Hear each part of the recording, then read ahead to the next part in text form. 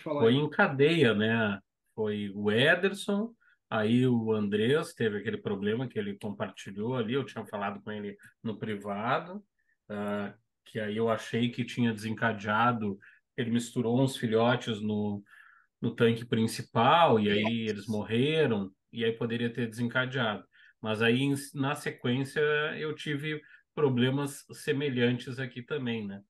Então foi uma quinzena ali, foi a diferença de, eu acho que entre 15 dias deu problema em nós três aqui, né? Direto. Como diz, algo especial para vocês? Não, eu também tive. Essas oscilações são um negócio muito complicado, ao meu entender. Paciência.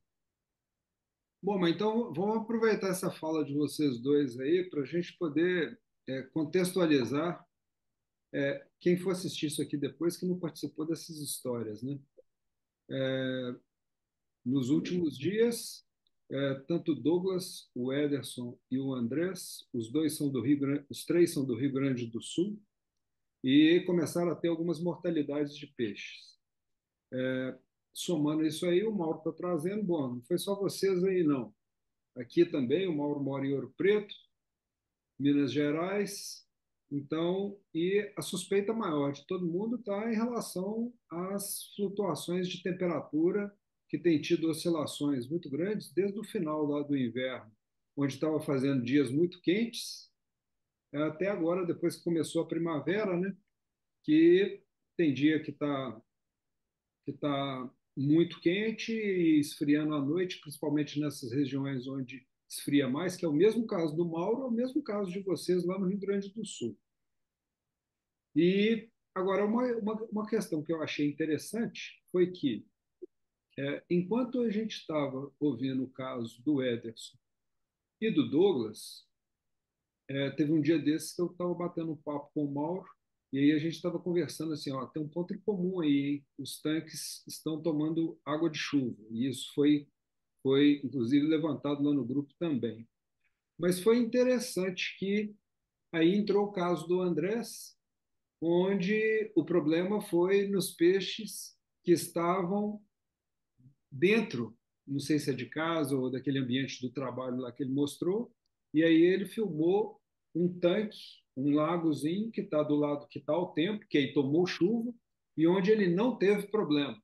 Então, o que coloca mais um elemento aí para a gente conversar sobre assim, possibilidades e tudo mais, trazendo o que a gente conversou um pouco lá dentro do grupo.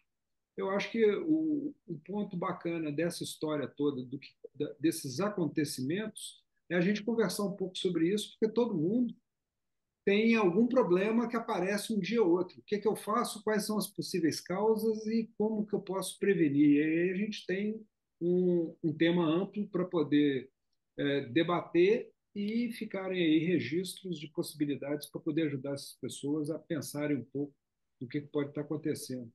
É que assim, eu morei um tempo lá no Rio Grande do Sul, né, até recentemente, para dizer a verdade, na região do Douglas, ali, acho que ele é de São Leopoldo, ali, me parece. Então é o seguinte, eu tinha problemas desse tipo assim, realmente quando chovia, mas eu associava mais aqueles tanques que estavam assim, recebendo água de chuva de telhado. Aí eu tinha sempre problema. Na época eu associava isso aí, né? Então, eu vendo esse problema acontecer, eu me lembrei, né, que agora eu estou aqui em São Paulo. E até estou recentemente recomeçando, né? E estou com os peixes dentro, que até aqui onde eu estou aqui. Mas lá eu tinha esses problemas. E geralmente era em mudança de estação. Geralmente próximo de verão para outono e de primavera para... essas mudanças mais drásticas, né?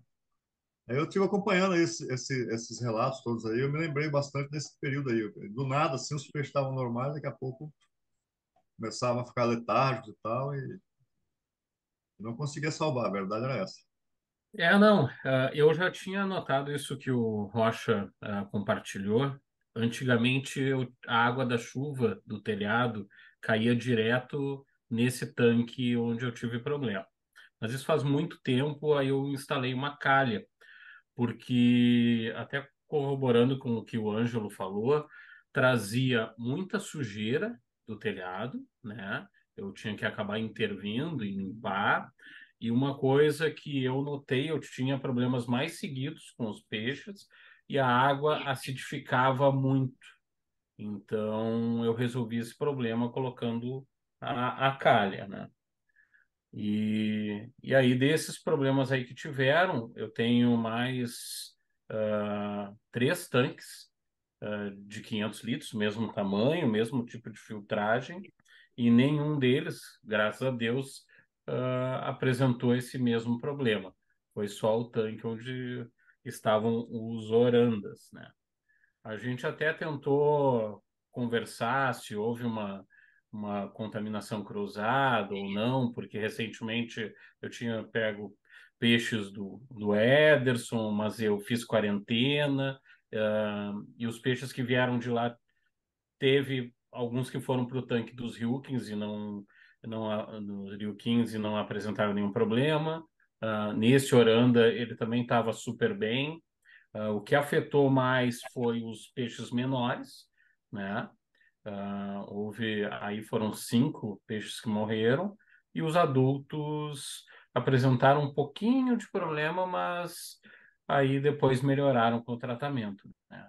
Depois eu voltei eles pro tanque principal. Os pequenos agora eu soltei hoje, né? Depois de uma semana de tratamento aí com um bacteriano, né? E não, assim, não consegui identificar um problema, uma origem, né? O Andrés, né, também tinha alguns peixes que vieram lá do Ederson, mas todos a gente fez a quarentena, dessa vez fizemos a receita de bolo, então não acredito que tenha sido algo nesse sentido. Eu acredito mais realmente na questão das mudanças de tempo. Como o Rocha falou, tem esfriado muito à noite e durante o dia com o sol ah, esquenta bastante. Tanto que nas caixas menores dos alevinos eu já tive que colocar sombrite porque a água teve um dia que chegou a dar uma amornada. E, estranhamente, né, para a gente ver que eu não consigo entender a razão disso tudo, que os tanques com alevinos novos, eu deixo eles todos no tempo, nenhum teve perdas significativas. Assim, A minha suspeição nessa história toda é que nós estamos tendo uma oscilação térmica muito intensa num curto espaço de tempo. E isso, para o peixe adaptar fisiologicamente falando, mudança brusca de temperatura é um negócio complicado, porque isso implica em diversos aspectos do metabolismo do peixe. Eu tive aqui em casa, como eu comentei um pouquinho antes, né, eu perdi algumas bacias com já alevinos, e a minha suspeição é que essa oscilação está sendo muito intensa num espaço de tempo muito curto, e aquelas raças mais sensíveis acabam não resistindo, né? Existe, até comentei isso com o Mário na nossa conversa que ele comentou aí, que pelo menos tem um lado positivo da coisa. Nós estamos selecionando os bichos mais resistentes, é o que estão sobrevivendo, né? Uma vez que a gente está tentando construir um plantel, né, nacional, que não é uma coisa simples, né, é o processo de seleção. Essas interferências externas, né, podem contribuir, tirando o lado triste da história, mas tem um lado positivo de selecionarmos organismos, né, espécimes mais resistentes. Paciência. Só complementando, é a chamada fadiga fisiológica, né? Que o organismo não consegue se recuperar a tempo e já vem um outro desequilíbrio. O peixe não consegue, o organismo não consegue reequilibrar novamente. Então ele acaba, né, adoecendo e acaba a óbito, né, muitas vezes. Então acho que é bem isso mesmo. Tirando casos extremos, né? Erros mais sérios de manejo, eu mesmo já tive vários, né? Eu acho que, assim, uma boa parte das vezes que a gente perde peixes em maior quantidade, geralmente é um acúmulo, né, de fatores, né? Às vezes que acabam levando ao resultado que muitas vezes dizima, às vezes, uma variedade toda que você está ali cuidando há muito tempo, né? Então, aí, por exemplo, né, nesse caso, né, esses dias eu estava refletindo lá um pouco sobre o ocorrido aí com os três, sobretudo lá do sul, né? Juntando a questão de variação de temperatura, e sem dúvida, né, o Mauro sempre fala nisso e é muito claro, né? Eu acho que essas variações drásticas que a gente está tendo, né, mesmo em regiões que não vivíamos isso, né? Hoje a gente tem visto oscilações aí, amplitude térmica enorme, né?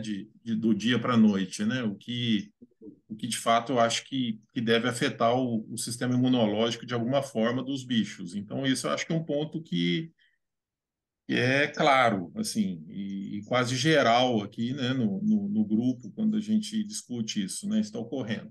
O outro ponto é, isso é uma coisa que me preocupa muito, essa questão de volume da água de chuva entrando dentro do reservatório, né? Quando ele, obviamente, está na área externa, né?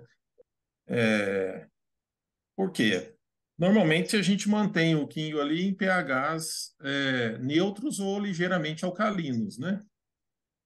De 7 a 8, em torno disso, até um pouco mais, em alguns casos já vi aí sucesso, né? E funcionando bem acima de 8 um pouco, né? Como nós estamos falando em escala logarítmica, né? Porque o pH é escala logarítmica, o salto é muito grande. Qualquer oscilação mais drástica no pH, isso causa um dano significativo, pode causar um dano significativo no organismo ali presente. E a água de chuva, ela, se a gente imaginar uma água de chuva que não contenha num local que não tenha poluição, vamos pegar um lado, uma hipótese assim de uma situação ideal, que não tenha poluição, particulado muito baixo, não tem poluição antrópica, vamos dizer assim, né, de indústria, de nada, um local preservado, o equilíbrio do vapor d'água com o CO2 na atmosfera gera ácido carbônico, que então o pH da água de chuva, sem contaminação, ele já é ligeiramente ácido, em torno de 5,6, que é o equilíbrio do vapor d'água com CO2. Se você ainda estiver numa área que tem a possibilidade de ter algum tipo de poluição, você pode ter a chance de diminuir ainda mais isso, né, na água de chuva. E na hora que você despeja isso, num volume como está caindo a água lá no sul, né? Significativo nesses últimos, na verdade, tem mais de mês que está chovendo muito aí, né? Assim, é, tirando essa loucura aí, né, Douglas, da calha caindo dentro da caixa d'água, que aí a tragédia na certa mesmo, né? E não só pela água, acho que por tudo que tem na telha também, que vai descendo, né? Todo lodo que vai acumulando ali, etc., né? Então, eu acho que esses dois fatores, né, variações bruscas de temperatura, com, eventualmente, em função do volume da água grande que está caindo, muita chuva, né, que, portanto, as caixas d'água você vai ter que liberar água, né? Senão ela vai extravasar. Então, você vai renovando aquela água numa certa velocidade em função da quantidade de água nova que está entrando pela chuva, né? Então está tendo uma mudança drástica de temperatura e de pH, com certeza. Eu acho que esses dois fatores, por si só, eu acho que podem até justificar parte, não sei se tudo, mas parte dos problemas, né? É isso que eu queria colocar. Não, era só para complementar o que o pessoal tava falando ali dessas questões de variação de temperatura. Eu falando ontem aqui deu quase 15 graus de manhã e 29 graus à noite, com a casa quente, tomou sol o dia todo. Amanheceu com chuva, terminou com sol. A Daphne morreram toda aqui, acho que provavelmente porque 20 litros, esquentou muito, esfriou muito.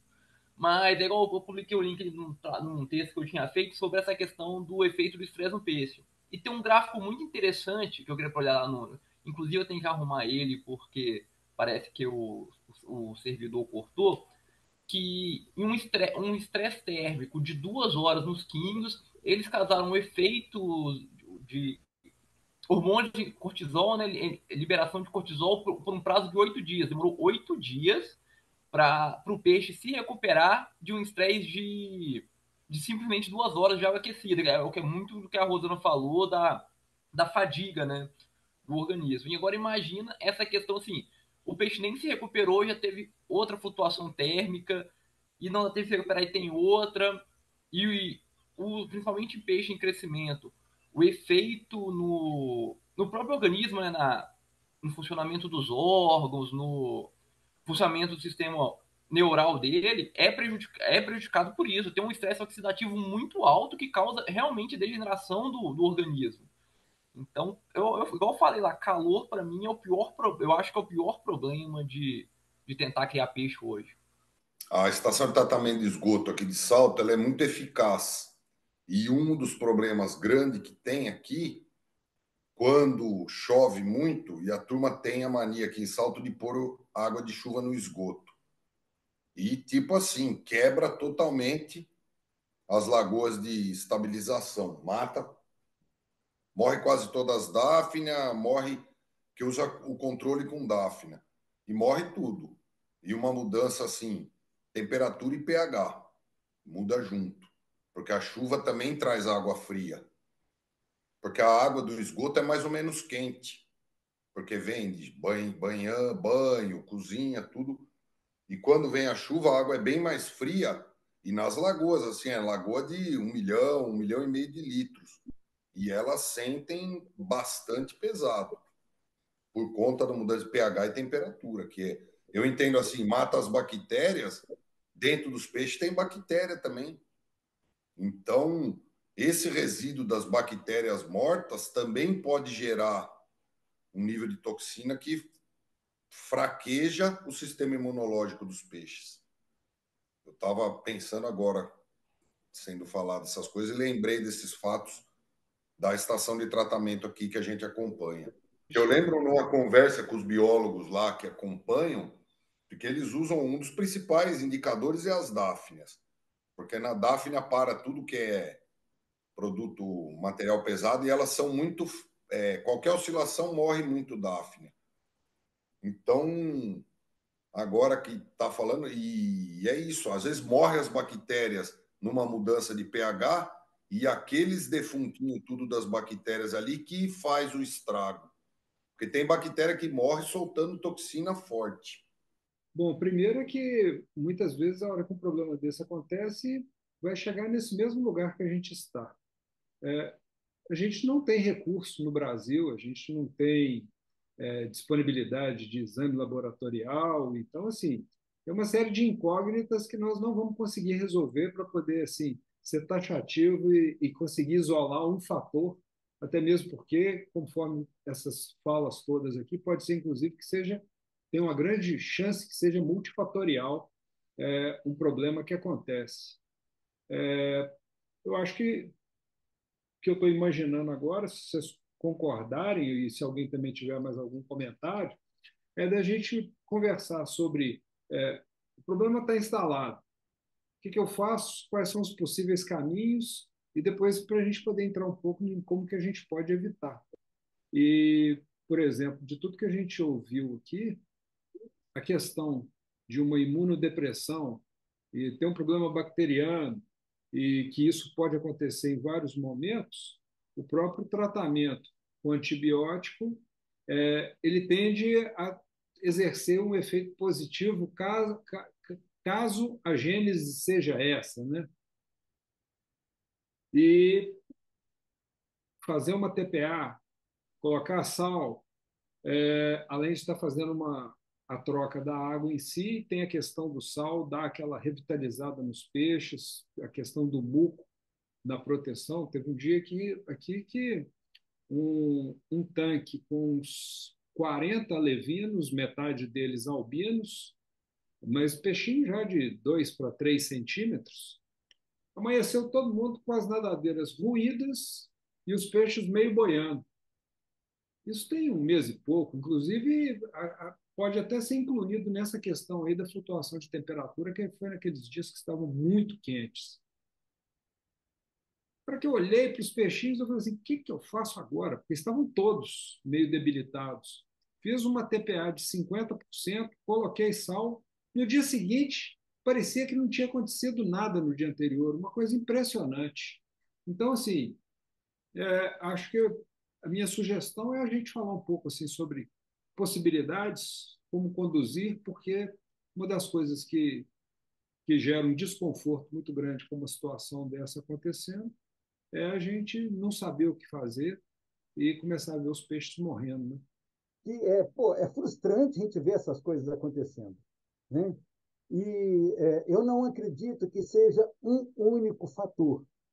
Eu acho que um fator que pode estar forçando essa situação toda, como o Mário colocou, né, a questão da temperatura, e eu também acho que essa temperatura, essa oscilação térmica, na realidade, né, que o peixe não tem tempo de adaptar, mas associado a isso pode ter algumas coisinhas a mais, né?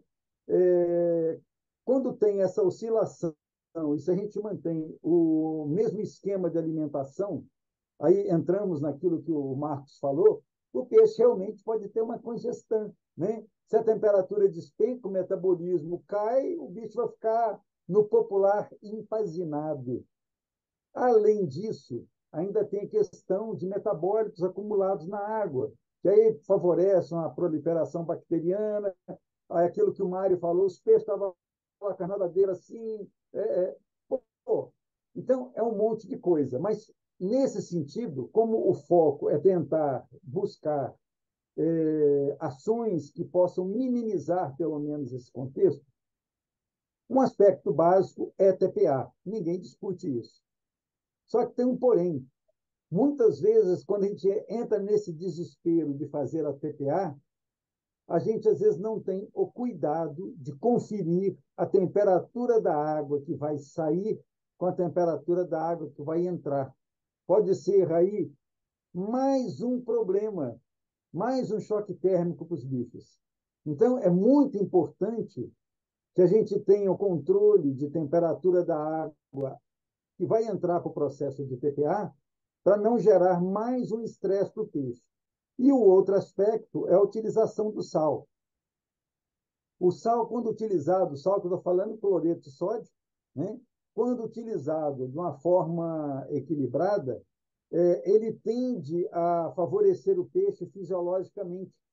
Então, um pouco de salinização da água, né, sem muita intensidade, isso dá um certo conforto para o metabolismo do peixe. Então, é importante, além da TPA, fazer um pouquinho de salinização, né, em dose não intensa, não é dose para tratamento, né, mas no sentido de dar um pouco de conforto fisiológico para o peixe.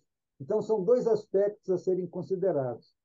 Mas é de extrema importância sempre conferir a questão da temperatura. Obviamente, pH da água, que é o que eu prepino que a gente já tem. Quando a água que você vai utilizar para fazer o TPA, dependendo da fonte, da origem dela, é muito importante que esse pH seja conferido para também não ser mais um agente de estresse para o peixe. Bem lembrado, viu, Mauro? Essa é uma questão que, na maior das boas, a boa vontade em cima e a gente quer ser muito rápido e assertivo na ação e sai atabalhadamente fazendo uma TPA e às vezes a situação piora mais rápido ainda, né? Sim, acentua o processo. Só para ilustrar esse ponto que o professor falou do pH, aconteceu comigo já. Uma situação dessa também com o calor extremo, a água do aquário chegou a 30 graus, eu estava passando já um pouquinho, fui fazer a TPA. E mandei ver, né, da torneira, não tomei o cuidado de medir o pH antes.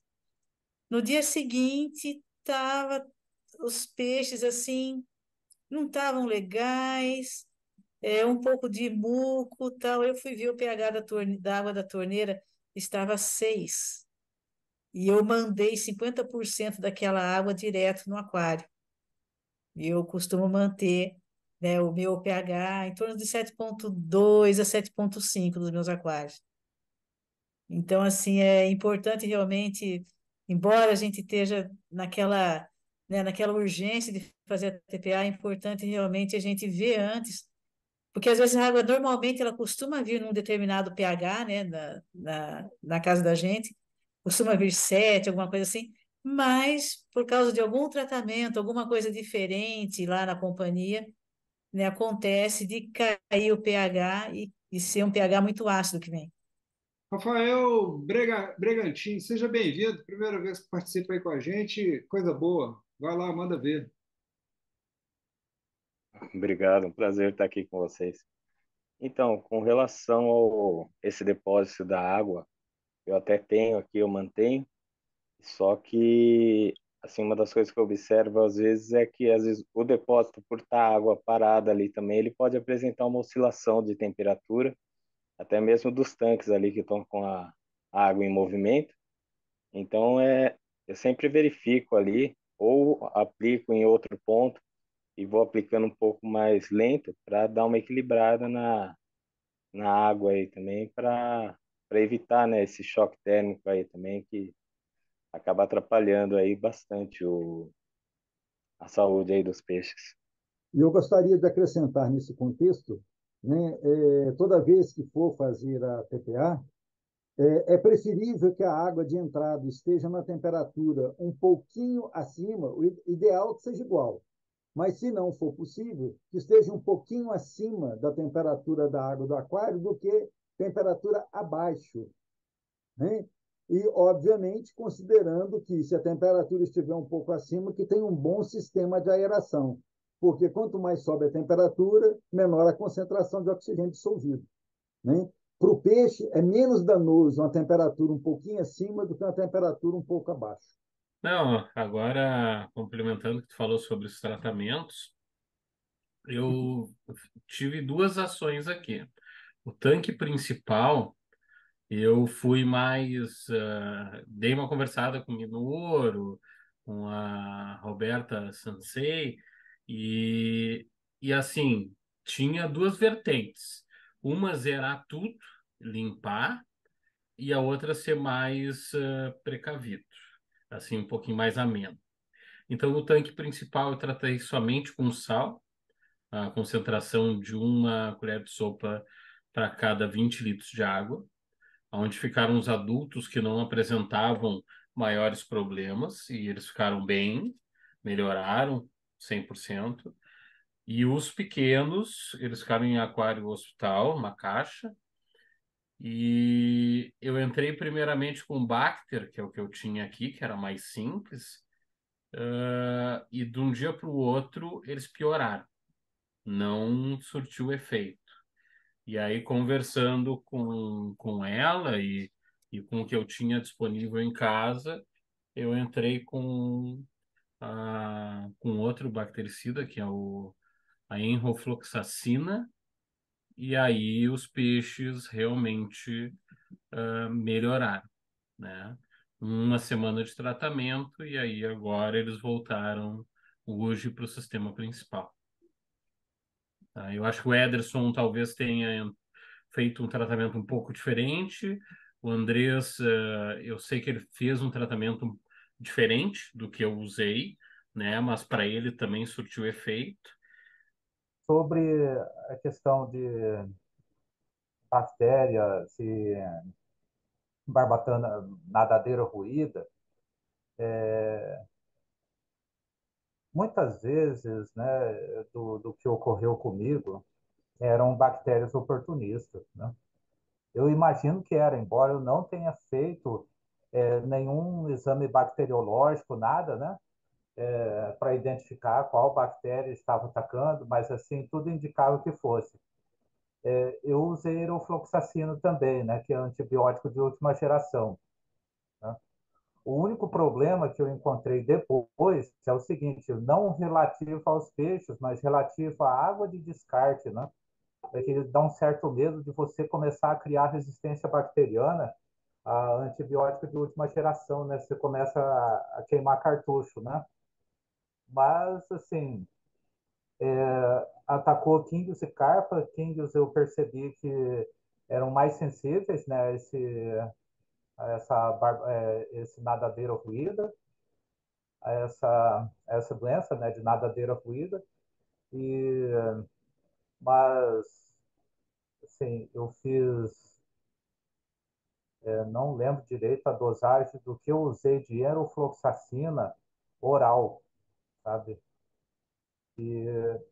Assim, eu fiz uma primeira dosagem, uma outra, né? Um outro reforço com 3 dias. As mortes cessaram e depois, pouco a pouco, as barbatanas, né? As nadadeiras foram se recompondo, né? Dessa vez eu não utilizei sal. Sal eu utilizo nos aquários. E eu, eu acredito assim que quando você vai utilizar em aquário, é porque você tem que colocar na cabeça que é o teu sistema que está doente. Não é somente seu peixe, o teu sistema está doente, então você tem que tratar o sistema, né? Por isso que eu penso assim, zera, começa lá desde do começo, né? Dá um reset, como se faz reset no computador, né? Você dá um reset, começa lá do começo como se diz, morrer faz parte, né? Tudo que é vivo, uma hora acaba morrendo, né? Então, perdas acontecem nessa caminhada, né? Nessa caminhada, perdas acabam acontecendo. Então, é melhor assim a gente pegar e começar do zero, né? Restartar o sistema, desinfetar tudo, né? Inclusive filtro, e começar do zero e deixa que as bactérias proliferem lá e comecem as heterotróficas, não sei o que, tróficas lá, e comece a degradar a amônia, né? Que vai se formando e tal. Mas do que você continuar assim, você trata indivíduo, trata indivíduo, trata indivíduo, e de repente fica como se fosse quando alguém que não vacina, né? Se você vacina, se você investe em medicina preventiva, você tem saúde. Se você investe em doença, você tem doença, né? Você não tem que investir em doença, você tem que investir em prevenção, você tem que se prevenir, né? Esses episódios aí que ocorreram lá no Rio Grande do Sul, acho que ocorreu aí em Minas também, isso aí é um grande aprendizado para nós, né?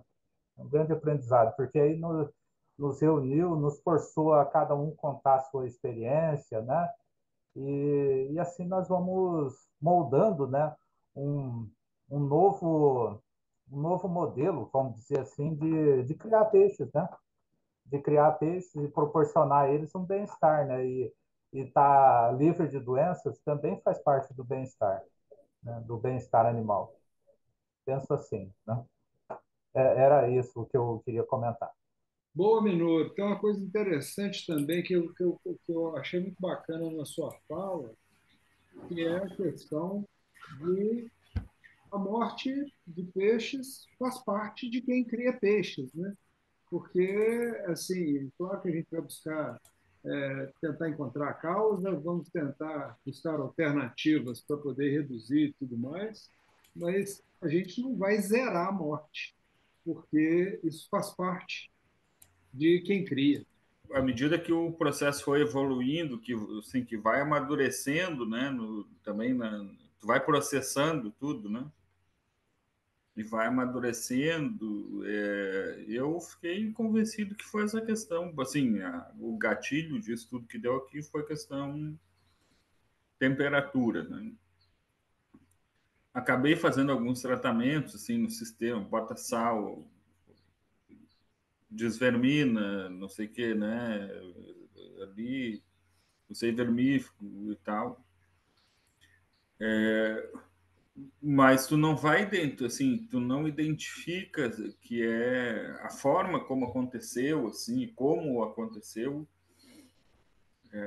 Conforme tu vai amadurecendo, tu vai vendo que aquilo foi um pouco muito ligado à variação de temperatura, né? Eu assisti alguns, sim. Eu hoje mandei um vídeo ali no grupo de um aquário que tem água verde e tal. Isso ainda disse, né? Ó, guardem esse aquário para a gente conversar e tal. Mais uma vez eu peço desculpa não poder conseguir entrar nisso. Aquele aquário foi um dos primeiros, assim, começou a ter mortandade de peixe, né? E se vocês for ver, ele está assim, ele é um aquário que pega sol de manhã, mas ele está quase ao relento, assim, né? Ele vive nesse modo. Assim. Pega sol direto de manhã até meio-dia e tal, depois ele estabiliza e tal. Eu sempre usei ele como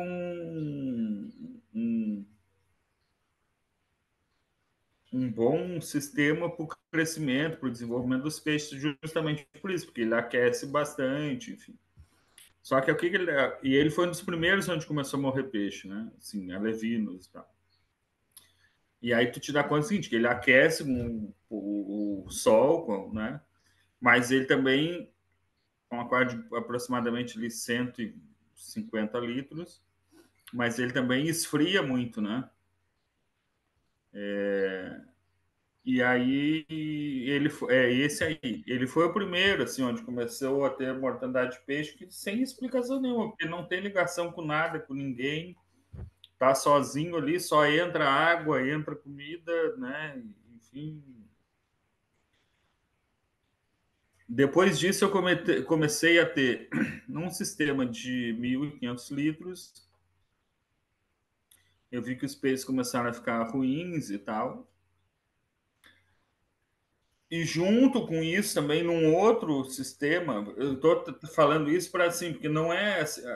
Eu cheguei a comentar, pode ser contaminação cruzada e tal, né? Mas esse aquário foi onde começou a morrer alevinos, né? Aí depois tinha um sistema de 1.500 litros, também começou a morrer peixe que sozinho, assim, não tinha ligação com ninguém. E aí eu tive outros peixes que estavam na piscina de 1.500 litros, aliás, de 5.000 litros, e eu acabei esgotando ela e colocando eles num sistema de 2.000 litros. Esses peixes, aqueles mais fracos, que têm um desenvolvimento menor, enfim, foram os primeiros assim que começaram a morrer. Morria passar 2, 3 dias. Aí tu olhava o outro, estava meio tonto e tal, morria. Aí passar mais uns 4, 5 dias, o outro morria e tal. Eu disse, porra, mas, cara, eu vou perder todos os peixes que é daquela desova que tá na piscina, né? Os que tinham mais vigor e tal, ficaram, porque eles ficaram beleza e tal. Em algum momento eu peguei os peixes que estavam nesse sistema de 1.500 litros, que eram ranchus e os ranchu, os Ryukin e tal, alguns que é daquele projeto lá dos borboletas, e coloquei no meu sistema, que é o sistema principal tal, de 2.000 litros, né? Com aeração, com não sei o que, com todo com filtro UV, com tudo. E aí foi ladeira abaixo, assim, né? Foi um negócio muito louco, começou a morrer um peixe por dia, 2 peixes por dia, aí teve um dia que morreu 5, 6 peixes. Eu disse, agora estou no modo de desespero. Nesse sistema, quem morreu, assim, morreram todos os ranchos top view, não sobrou nenhum. Morreram todos os peixes que vieram todos os Seibum que vieram lá do Mauro, que já estavam aqui há um ano. Todos esses ranchos, eles nasceram aqui e tal, já tinham passado todo o verão passado, inverno e tal. O Seibum do Mauro vieram ano passado, morreram todos. Morreram os peixes menores, assim, os orandas menores, e morreu. Foi isso, assim. Deve ter morrido uns 20 peixes nesse processo, né? Desde que começou a morrer até que estabilizou, assim, 20, 25 peixes, mais ou menos. Eu fiz tratamento para aí um desses lotes, né, que eram os Ryukin e tal, desse projeto borboleta, estavam num aquário que eu trouxe para dentro de casa, enfim, continuaram morrendo, faz uns 4, 5 dias que não morre mais nenhum. Mas então, assim, foram peixes de vários locais, com vários sistemas, e que morreram sem ter explicação.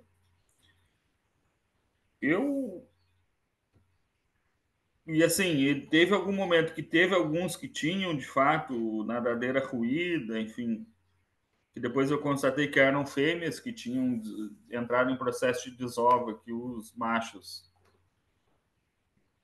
maltrataram demais elas. Mas a regra era o peixe morrer, simplesmente morrer, assim, chegava e encontrava o peixe boiando sem saber o que aconteceu, sem apresentar nada, tal. Ele fica meio letárgico, né? E num dia, 2 dias, e aí morre. E eu confesso para você, assim, que não foi um negócio muito louco, muitas opiniões, tu também fica, né, sem saber o que fazer. Mas agora que passou, que eu acho que estabilizou, enfim, eu estava lembrando, inclusive estava olhando, né, alguns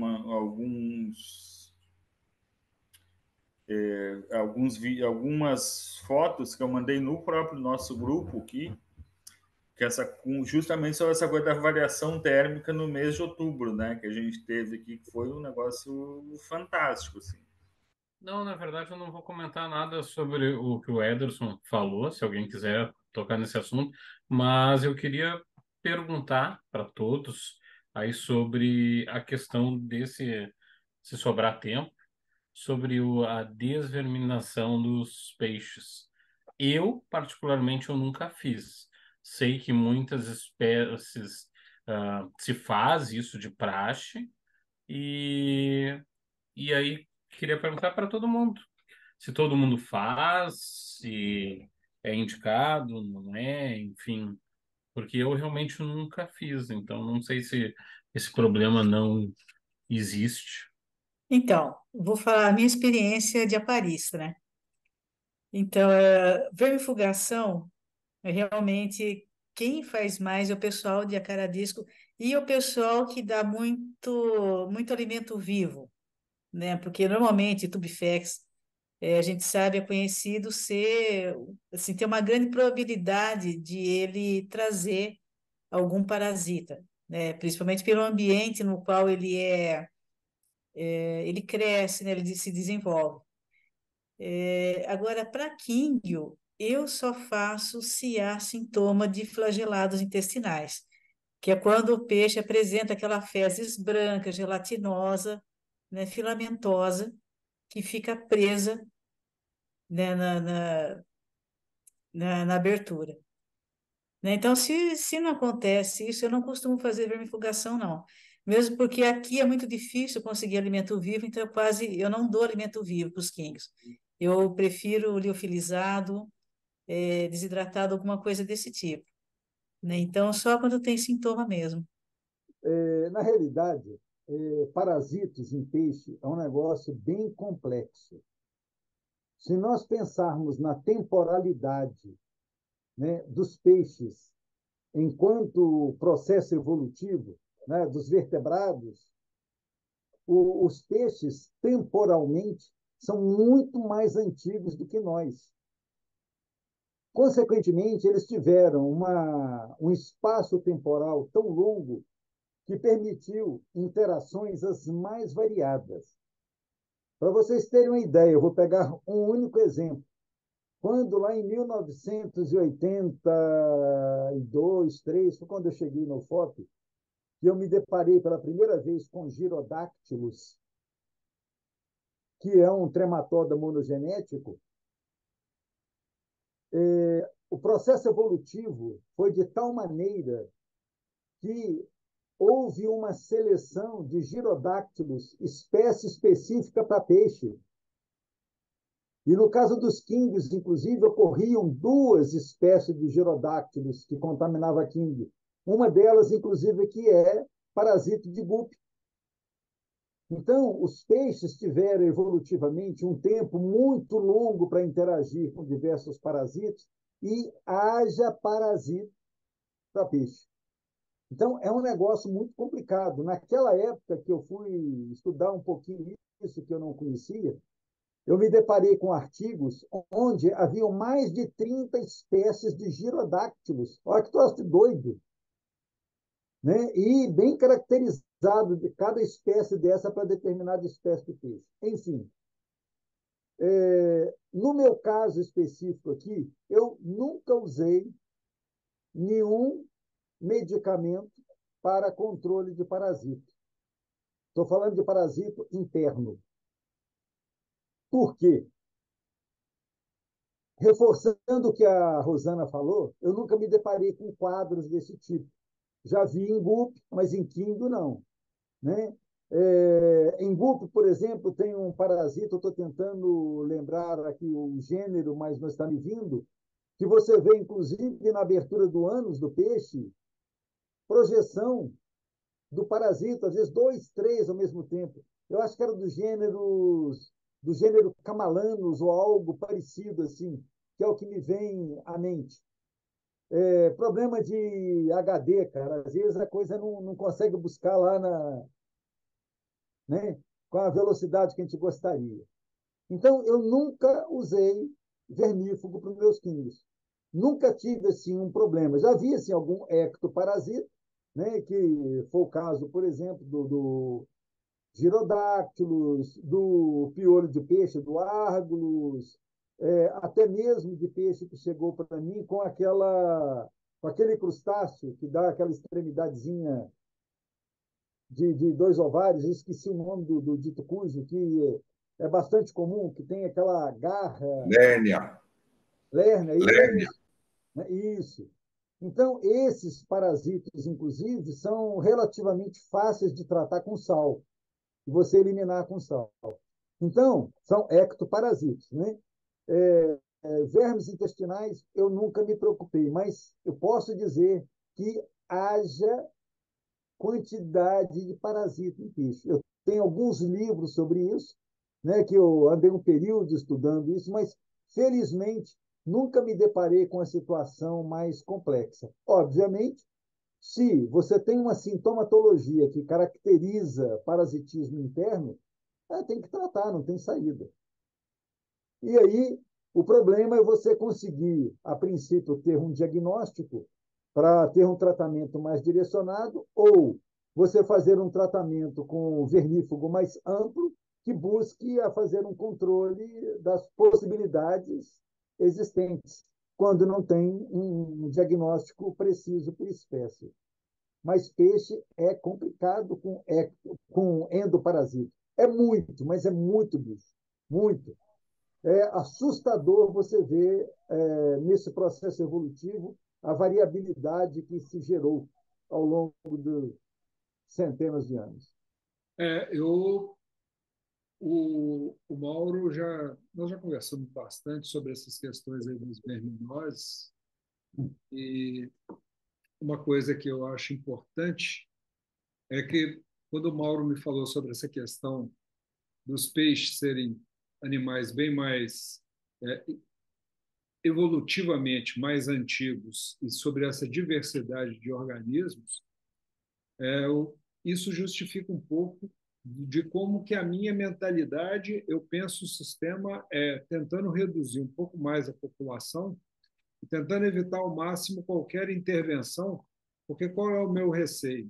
É entrar com um medicamento, um febendazole da vida, um zole qualquer desses aí que mata determinado tipo de vermes, os redondos, ou entrar com outro medicamento que mata os chatos, ou entrar em outro aí para a questão dos ciliados e tudo mais, e acabar selecionando uma fauna diferente do que os peixes equilibrariam naturalmente.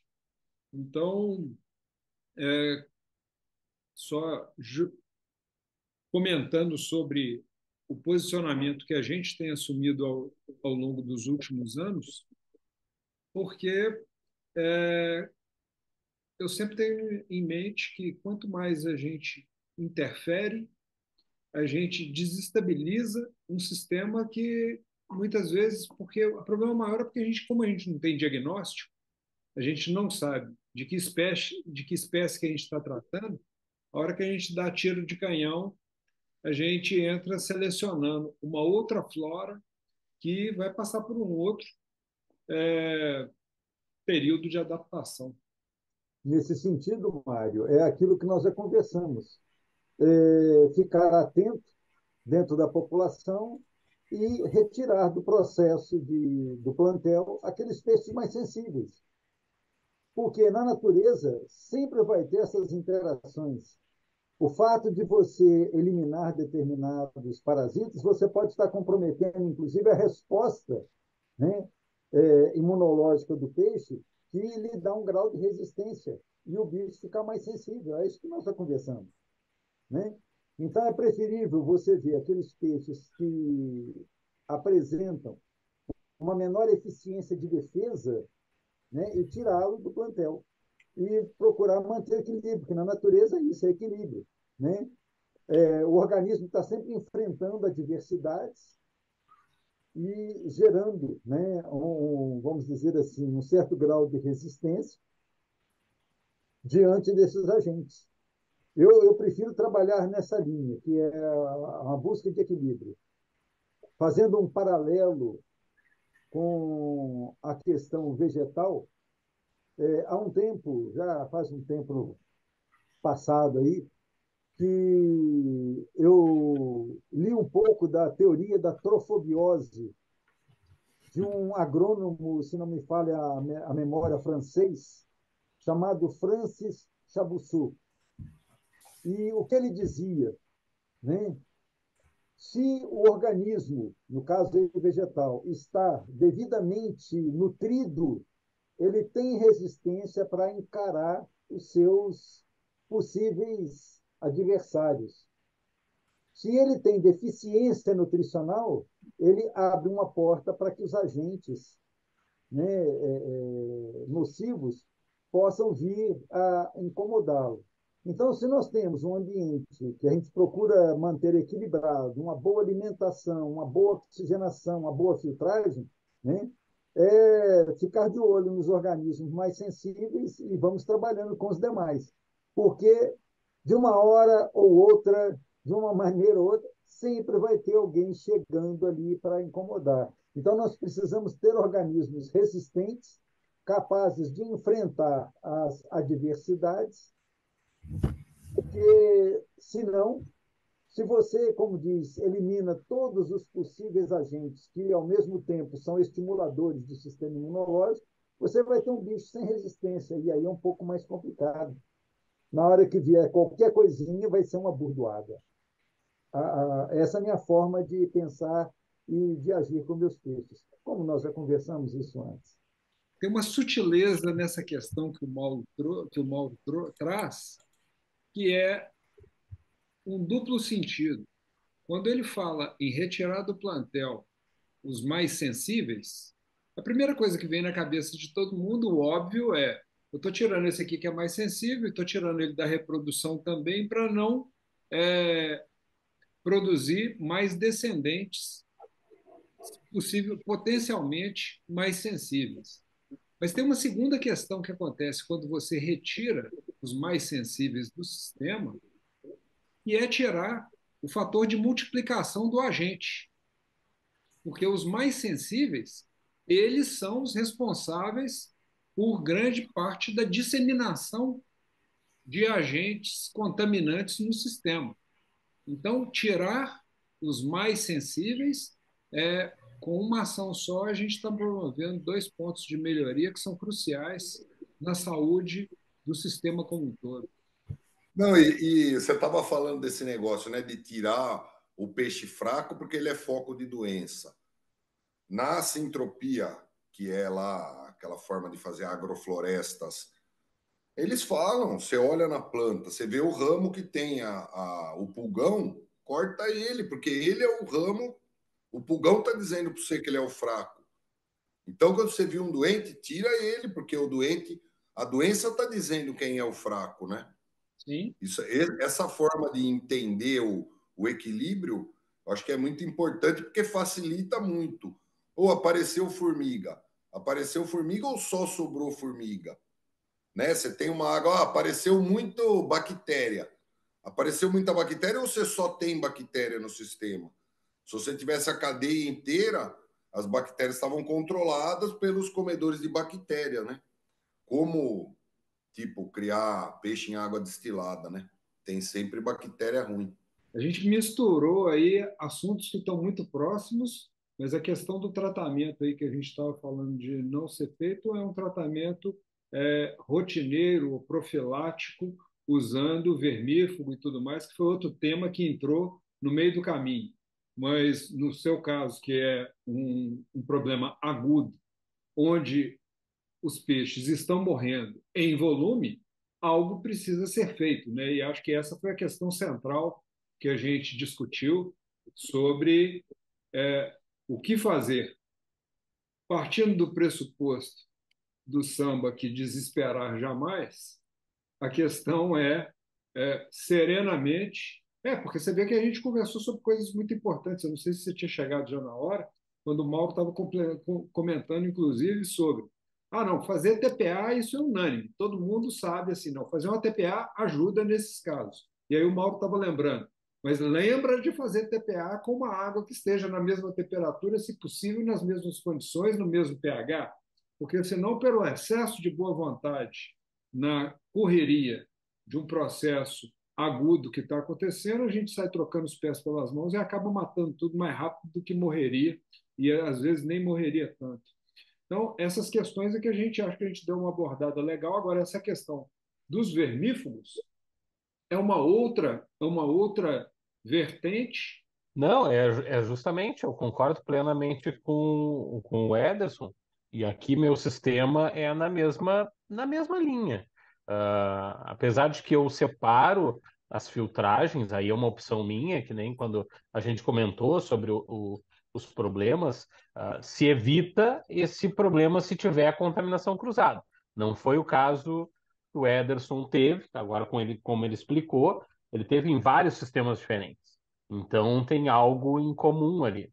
Não foi só tipo, tirou um peixe de um sistema e contaminou todo o outro, né? E é justamente, a gente não tem que criar quingue fraco. Então aqui, os meus peixes também, os alevinos ficam no tempo. Claro que eu sinto falta, que nem eu disse esses dias para vocês ali no grupo, de que, nossa, eu gostaria de ter uma estufa pela facilidade. Eu não tenho que estar pegando chuva, alimentar os peixes, tem que botar uma galocha e de guarda-chuva no pátio. É ruim e às vezes fica inviável. Às vezes a água aqui, do jeito que andou acontecendo, eu ia com água na canela ali. Eu fico até com medo, às vezes, de instalação elétrica, etc.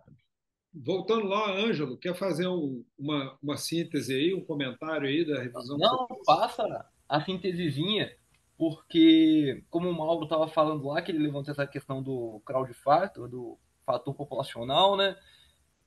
Como um agente, né, potencializador do estresse que vai desencadear, assim, que vai abrir brecha para os peixes ficarem doentes. Então a gente sempre discute isso lá. O que eu posso dizer? Tinha aquela imagem lá, ó, que eu botei lá no grupo lá que eu tirei, que resumia o aminoácidos, hormônios na parte produtiva do quingo, que é bastante comum da gente falar, né? Por exemplo, se põe um quingo do lado do outro macho fêmea, com uma tela. Se tiver na época reprodutiva, já vai ter mudança comportamental. E essas mudanças comportamentais, essas comunicações, elas acontecem não só em relação à reprodução. Por exemplo, um fator relacionado à população muito relevante é o gás carbônico. Então, quando há uma grande quantidade de gás carbônico na água, muito devido à questão de alta densidade populacional, mas pode não ser devido à densidade populacional, ou você só está com um sistema de troca gasosa insuficiente, pode causar essa imagem aí, ó, pode desencadear o estresse. Por exemplo, o que essa imagem traz aqui? Começa, né, que essa parte ancestral aqui, que um peixe produzia moléculas orgânicas, né, moléculas geral, e o outro peixe não reconhecia, que é essa mais de baixo. A do meio já começa, né, que eles chamam de cueing, que é para que o outro peixe já consegue identificar. E tem a parte do sinal, né, que principalmente na parte dos hormônios, hormônio reprodutivo, que o outro peixe não consegue, não só consegue identificar, né, processar essa comunicação, como ela consegue responder também. Então, o que isso afeta? Por exemplo, alguns hormônios de dominância, eu acho que isso fica muito mais comum, eu sei dizer isso mais comum em ciclídeo. Por exemplo, a cara-disco, a cara-bandeira, ciclídeo africano, a questão da dominância é muito mais visível do que químico. Você vê que um peixe ele se isola no canto do aquário mesmo sem violência, sem agitação, sem impacto, sem violência mesmo entre os peixes, por causa dessa comunicação química. E isso vai acabando desencadeando os problemas, por exemplo, problema na alimentação. O peixe, quando o peixe não consegue comer e o outro come, ao se alimentar, ele também libera sinais de que ele está se alimentando, então se aumenta o estresse do peixe que não está se alimentando, e isso tudo favorece. Então, o que a gente pode fazer para melhorar isso, para tentar reverter isso, porque é possível? Por exemplo, na parte de química, por exemplo, gás carbônico, que é um dos contaminantes, melhorar a aeração do sistema. Se você aumenta a movimentação de água, você reduz o gás carbônico, ele vai para a atmosfera, e você reduz esse estresse causado pelo gás carbônico. A parte orgânica, que é mais difícil de se tratar, né? Carvão ativado. Tem até um artigo que está aí, até um artigo que o Mauro mostrou muito tempo atrás, com químicos, que eles tentam minimizar isso. No teste com carvão ativado, você não teve o efeito na aceleração do batimento cardíaco do químio, porque o carvão ativado ele reteve essa molécula de comunicação, né? Então você não teve o estresse relacionado a isso. Então usar carvão comum vai funcionar bem, porque o carvão comum ele tem propriedades boas para adicionar moléculas orgânicas, ligações pipi. Então não precisa ser carvão ativado necessariamente, se não tiver acesso. Carvão ativado dá para regenerar, principalmente molécula orgânica. Jogou no álcool 70%, deixou ali de um dia para o outro, lavou bem, deixou o álcool evaporar, tá novo para moléculas orgânicas, porque os sítios ativos do carvão para moléculas orgânicas na ligação pipi é o próprio anel de carbono. Então, é o anel de carbono que faz ligação com o anel de carbono. Não tem, por exemplo, sítios ativos mais específicos. É o próprio carvão. Por isso que a gente põe carvão de churrasqueira na geladeira e tira o cheiro. Tem que ser carvão ativado. Porque não depende do processo de ativação, depende do carvão, só do carbono. Então, usando carvão, melhorando a aeração e circulação de água. Se a água não tiver circulação, você vai ter dificuldade de filtragem para tirar essas moléculas de comunicação relacionadas à densidade, né, ao fator de população. Eu fiquei interessado nesse, nesse método de recuperação, utilizando o álcool. É utilizado o álcool para recuperar o carvão ativado ou o carvão comum? Qual que é? O ativado, né? Qualquer um dos dois. Qualquer um dos dois. Ele aumenta a solubilidade por exemplo, o que é a distorção? A distorção física, né, é uma interação física entre as moléculas. No caso da distorção, por exemplo, a molécula vai ter uma maior afinidade com a superfície do material do que com o líquido. Quando você troca o líquido, você muda essa afinidade, então a molécula dissolvida passa a ter afinidade com o líquido e ela solta. Então, o álcool é isso é simples. A acetona dá também. Acetona é mais A caro. acetona é mais forte, mas álcool é mais barato e maior quantidade. Detalhe, para a maioria das coisas, se você aumentar o pH, principalmente moléculas orgânicas, moléculas fenólicas, se você aumentar o pH para cima de 11, 12, carbonato de sódio, você aumenta ainda mais a eficiência dessa renovação do carvão. Tá. Será que dá para utilizar álcool combustível? Aquele que a gente compra no posto? Não, cara, eu até falei isso, porque o álcool combustível tem um monte de outras moléculas relacionadas com a combustão. Por exemplo, tem agente de controle de detonação dentro do motor. Então, essas moléculas são tóxicas e eu não sei se elas vão sair do carvão depois. Entendi. Não, então não adianta economizar demais também. Não pode ser tão fuinha, não. Tem que na gastar. dúvida, faz com cachaça, que a gente tem certeza que não mata, não. Cachaça mineira. Agora, ô Anjo, é, o trabalho daquela pasta que você passou, teve eu corri o olho rapidamente e esse aqui me chamou a atenção sobre. Esse aqui é o trabalho número 8, que é um trabalho sobre estresse de curto prazo nos peixes, possivelmente em transporte, nesse tipo de coisa. E aqui Uhum. fala sobre fontes físicas, químicas e percebidas aí, fontes de estresse, né? E aí fala um pouco sobre os processos associados a esse estresse. E aí eu achei super legal nesse trabalho aqui um outro pedaço, né, onde aqui, ó, aqui, Não, esse artigo é muito bom, eu gostei muito dele.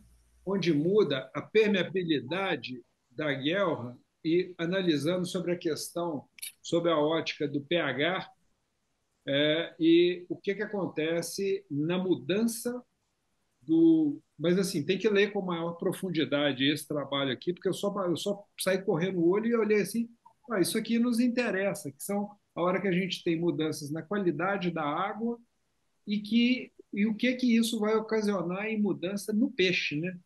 Eu tô abrindo aqui também para ficar melhor de ler aqui. Mas eu achei isso aí eu não conhecia, essa parte aqui foi nova para mim. Aham. Eu achei muito interessante também a questão da absorção da amônia, né? Que está na imagem de baixo aí, do gás carbônico. Sim, sim. E também entra aqui uma questão da salinidade, né? Porque tem a questão do sal que você falou aí, ó. Ele coloca essa relação do sal aqui como mediador dessa troca, né? Dessa troca não, dessa permeabilidade. Mas o que eu achei de interessante, sim, por resumo. Como você tem nessa vinculando com o fator de o povoamento, né? Você tem uma forma como as moléculas causadoras de estresse, né? Essa percepção do estresse que você mostrou na imagem ali quando você começou a falar desse artigo, ela é Aham. recebida pelo peixe. Se você tem uma água onde você tem uma maior difusão e uma maior remoção, você minimiza isso. Se você tem uma água onde você tem várias zonas mortas de circulação e esse negócio se acumula e você não consegue remover, você tende a manter o estado de estresse por mais tempo. Isso aí levanta a necessidade sempre da aeração, do movimento qualquer na É. água, né? É muito interessante esse tipo de coisa para a gente poder pensar um pouco, né? E roda, roda, roda, a gente volta sempre nos mesmos princípios, né? Ajuste a taxa de lotação, porque tudo que acontece à medida que a gente vai deixando aumentar o número de variáveis com potencial, com risco de problema, a gente está colocando mais elementos para poder o negócio, a qualquer hora, aparecer um gatilho que dispara o processo, né? Eu cada vez E aí, mais estou querendo ter menos peixes, pouquíssimos peixes, ando fazendo umas seleções bem barra pesada aqui, mas assim, de sobrar muito pouco mesmo. Porque senão acaba que, ao invés de aumentar a variabilidade, de aumentar o nosso número de opções em termos de seleção, a gente cai a qualidade geral devido à baixa seleção, né? esse negócio da qualidade me lembra um negócio do salmão muito interessante. Acho que é o documentário sobre manejo animal mais interessante que eu vi na vida. Nos Estados Unidos, né, eles descobriram que se eles aumentassem a pesca do salmão fora do rio, a população de salmão aumentava. Eles tinham uma taxa maior de sobrevivência de filhotes. Por quê? Quando o salmão subia em maior quantidade nos rios, muita parte morria e diminuía a qualidade da água. Diminuindo a qualidade da água, as larvas não tinham muita capacidade de sobreviver, então elas tinham menor qualidade de água e maior competição. Então morria em maior quantidade. Quando começou a subir menos peixe, você teve a maior taxa de sobrevivência e aumentou a população geral. É um dos documentários mais interessantes que eu vi até hoje, porque ele é contra-intuitivo. E vai nessa direção aí, diminuir para aumentar. Tá aplicando esse rigor aí nos gauchinhos, Mário? Tô, com certeza. Não, tem uma turminha de gauchinho agora que eu tenho, porque eu ando muito sem tempo, e aí a hora que eu paro, eu fico admirando, mas tem tido pouco tempo, mas eu vou filmar depois. tem umas colorações, sabe aquele mais fosco que a gente olhou um dia, aquele mais escuro, com aquela cor diferente? Tem uns filhos dele já. Cara, os bichinhos são bonitinhos, viu? E bem mais escuros. A gente tem um sistema primeiro de descanso de água e todos os nossos aquários, todos os nossos tanques têm plantas. Então, a gente procura estabilizar o sistema com coisa viva e pouco peixe para a quantidade de água, para poder ter um sistema tamponado, mais ou menos. E tem aquela questão de dolomita nos aquários todos. Então, acaba que a hora que a gente mede o pH, eventualmente, sei lá, uma vez a cada meses, assim, que a gente tem alguma suspeita de alguma mudança, sempre está em torno de 7. E isso tem funcionado bem. E eu acredito parte disso aí a estar buscando o sistema equilibrado em termos de taxa de lotação e sempre com a presença de plantas que ajudam a filtrar excesso disso ou daquilo para a gente poder evitar os picos de alguma coisa que cause instabilidade no sistema. Na realidade, gente, o que é que nós procuramos tentar entender? Existe um conjunto de fatores que a gente, às vezes, não consegue perceber, não consegue captar, e isso faz parte do nosso aprendizado. A gente vai, a cada passo que a gente vai dando, a gente vai aprimorando. A gente tem que buscar um equilíbrio. E eu tenho, para mim, que quanto mais a gente consegue se aproximar da natureza, copiar a natureza, maior a chance de nós termos um resultado mais eficiente. O Mário acabou de dizer que no sistema dele, ele tem lá as plantas, tem um sistema assim, parará, parará. Por quê? Porque é isso que vai funcionar. Não adianta a gente querer ficar inventando a roda. Existem algumas plantas que são muito características para sistemas de aquário. Por exemplo, é muito comum nas criações de grupo usarem muito as samambaias aquáticas, as ceratópteres, o gênero ceratópteros. Por quê? Elas são excelentes para absorver amônia, reduzir uma concentração de amônia. Óbvio que para king, os king acaba comendo tal, mas se você tiver um sistema de circulação onde passe por elas e retorne, elas vão ter uma participação bastante efetiva. Então, o que nós temos que procurar é sistemas que se equilibrem.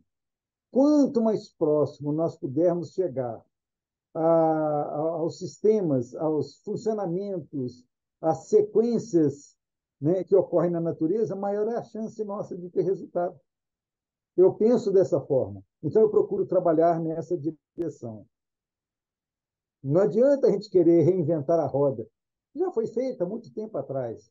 Se nós pudermos nos aproximar a esses equilíbrios, nós teremos uma grande chance de termos menos problemas.